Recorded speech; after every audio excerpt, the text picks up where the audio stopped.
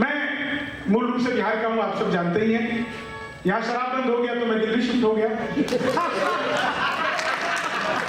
4-4 लाइनें आपको मैं गाकर सुनाता हूँ, आप लोगों को आनंद आएगा। बस किसी बिहारी, सर मैं आजकल दिल्ली रहता हूँ तो हम बिहारियों पे बहुत आरोप लगता है, ये सारे बिहारी दिल्ली एनसीआर क्यों आ जाते हैं। मैं सबको बताता हूँ इसमें बिहारियों की कोई गलती नहीं है, सारा का सारा कसूर इन दिल्ली एनसीआर वालों का। ये लोग बड़े बड़े पांडाल लगाते हैं, कीर्तन मंडली बुलवाते हैं, फिर भजन करवाते हैं। राधे राधे जब वो चले आएंगे बिहारी, राधे राधे जब वो चले आएंगे बिहारी। अब कलयुग में वो बिहारी तो आ नहीं सकते, हमें ट्रेनों में भर भर के जाना पड़ता है। तो बिहार का तो मामला ही अद्भुत है। 4 लाइनें सुनिए, बस यहीं से कोरोना काल चल रहा है, कोरोना में हमने जो कुछ भी नया लिखा वो सब आपको सुनाता हूँ।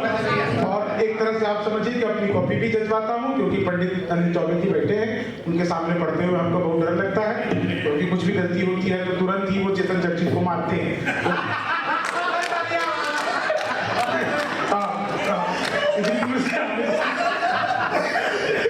तो इसलिए हमने उनके पास में बैठा रखा है, उसे कुछ से रहो। आपको पता चल गया होगा कि इसकी छोटी हाइट क्यों रह गई है, सारे कवि मिलके 4 लाइन सुन के आ रहे हैं, बहुत बेहतरीन आप लोग सुन रहे हैं। बिहार की खुशबू, बिहार की माटी मैं पूरे विश्व में लेकर के घूमता हूँ। अपने आप को बिहारी कहलाने पर कभी भी कहीं पर भी शर्म महसूस नहीं किया, चाहे मैं दुबई के मंचों पर गया, चाहे विश्व के किसी भी मंच पर गया, लेकिन अपनी पोशाक, अपनी धोती कुर्ता, ये सब मेरी पहचान है। बिहार मेरे भीतर है, मैं पूरी दुनिया में इसको गाता हूँ। बस 4 लाइन आप सुनिए, उसके बाद आप लोगों को बिहार में पिछली बार जब सरकार बनी थी इस गठबंधन से पहले, तो आरजेडी और जेडीयू की सरकार थी, बाद में वो सरकार टूट गई। लोगों ने कहा कि ये सरकार मोदी जी ने तोड़वा दिया, अमित शाह ने तोड़वा दिया, नीतीश जी ने खुद ही तोड़ लिया।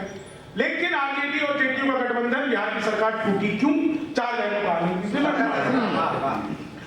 उल्टे तवे पे रोटियां सिकती नहीं ज्यादा, उल्टे तवे पे रोटियां सिकती नहीं ज्यादा, घटिया हो क्वालिटी तो वो बिकती नहीं ज्यादा। एक सीख राजनीति दे गई बिहार की, दारू के बिना दोस्ती टिकती, दारू के बिना दोस्ती टिकती।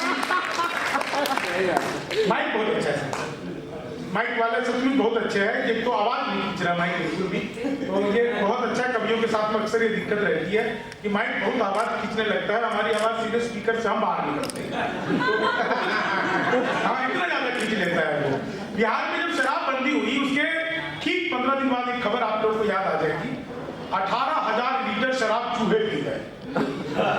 पुलिस स्टेशन में ऐसा हुआ था, आप लोगों को खबर याद आ गई होगी। मैंने 4 लाइनें लिखी, रिद्धि में सिद्धि जोड़ दो, चाहे कि घटा दो, इनाम सा लगने लगे कुछ ऐसी सजा दो। जब तक बिहार में शराब बंदी है लागू, तब तक गणेश जी मुझे चूहा,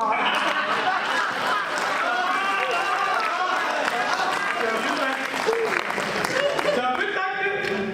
तो आप 4 लाइनें और सुनिए, बहुत अच्छा सुन रहे हैं। अभी कोरोना काल और इसमें आप सबको आनंद आएगा कि बातों में वो पहले से अधिक मीन हो गई, मौका मिला तो 2 से भले 3 हो गई, करते थे सैनिटाइज जिसे इश्क से अपने, जाने वो किसके संग क्वारंटीन हो गई, से अपने, जाने वो किसके संग। भगवान मेरा साथ आप यूं भी निभाना, किस्मत के खेल में मुझे ऐसे भी जिताना। राहुल की तरह चाहे बीत जाए जवानी, लेकिन बुढ़ापे में अनूप जलोटा बनाना, लेकिन बुढ़ापे में अनूप जलोटा बनाना। और अगली 4 लाइनें, ख्वाबों में तेरे रंग कोई पिंक नहीं है, और पास तेरे अपनी कोई हिंक नहीं है। राहुल को लगी ठंड तो मोदी ने ये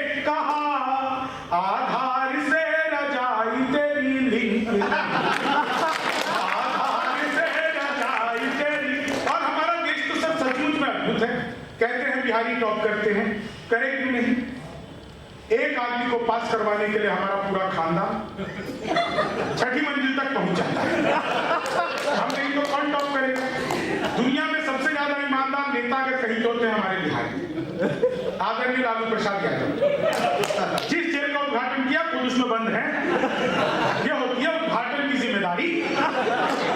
मैंने उसी दिन कहा था इनसे किसी दिन शमशान घाट का करवा दो। सही आदमी से सही काम ले लो। और मैं सच बता रहा हूं सर, दुनिया भर में कहते हैं बिहारी बहुत तेज होते हैं, बिहारी बहुत तेज होते हैं। मोदी जी तो सबसे थोड़ा 19-20 का फर्क है, बिहारी 20 है, लेकिन मोदी जी अद्भुत है। मोदी जी ने पिछले दिनों बयान दिया था, मैंने पूछा मोदी जी आपकी नीयत क्या है? आप लोगों को आनंद आ गया जवाब पर, तो एक एक व्यक्ति की ताली जाऊंगा। मैंने पूछा मोदी जी आपकी नीयत क्या है? बोले मेरी नीयत पाक साफ है।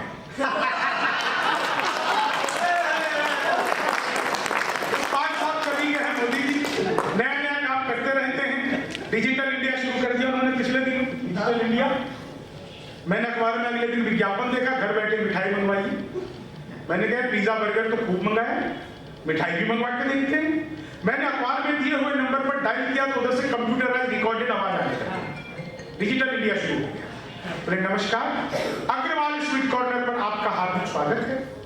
मिठाई लेने के लिए 1 दवाई, चाट पापड़ी के लिए 2 दवाई, गसक नमकीन के लाल सब कुछ एक ही दुकान पे मिल जाए 3 दवाई।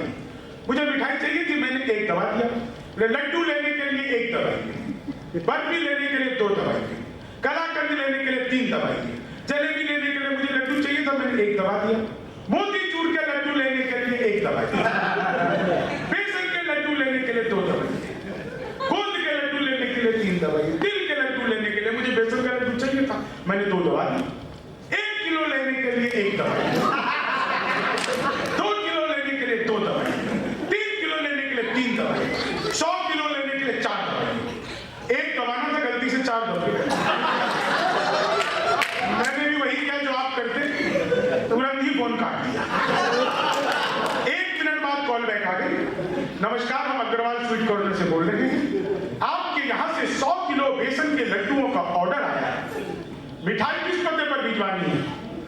मैंने कहा ये तो फंस गए। अब फंस गए तो काहे के लिए आए? यार ये तो फंस गए। बोले कि मिठाई लेने के लिए आपके यहाँ से 100 किलो बेसन के लड्डुओं का ऑर्डर आया है, मिठाई किस पते पर भिजवानी है? मैंने कहा जी ये फोन किसने किया मुझे तो पता नहीं।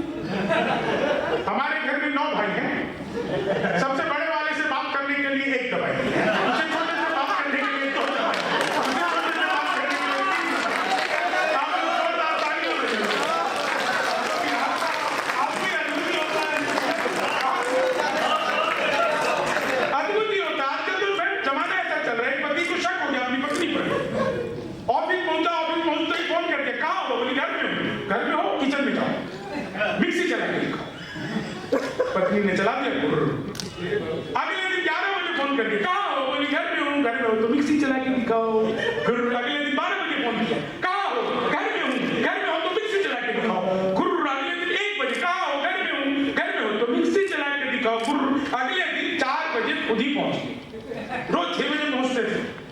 सर्वेंट ने दरवाजा खोला तो पूछा मेम साहब कहाँ है? बोले कहाँ बताए साहब, रोज सुबह 9 बजे मिक्सी लेके निकल जाती है।